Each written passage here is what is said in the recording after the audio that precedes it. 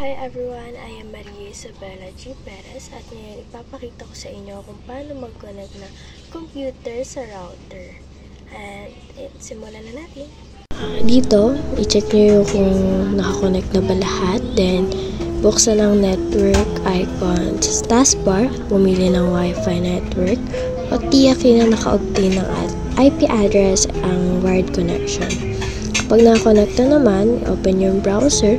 Then, i-type nyo yung password nyo, username nyo. Then, yan. Ta-type muna natin ang ating password or para hindi nila mabuksan pag nag-login. Then, ayun. Hintayin lang natin. Nag-open na siya. Lumabas na. Then, ayan. Makikita natin na nakakonect na tayo sa ating router. So, next naman ay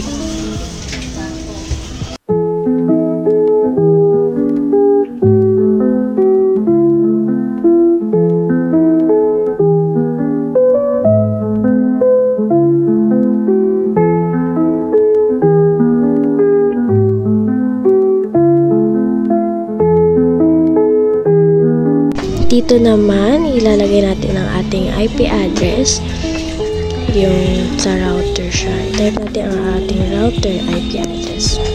Ayan. Makikita natin na ika-copy-paste ko siya. Tapos, ilalagay ko siya dyan sa bandang baba. Tingnan natin. Ita-type ko lang.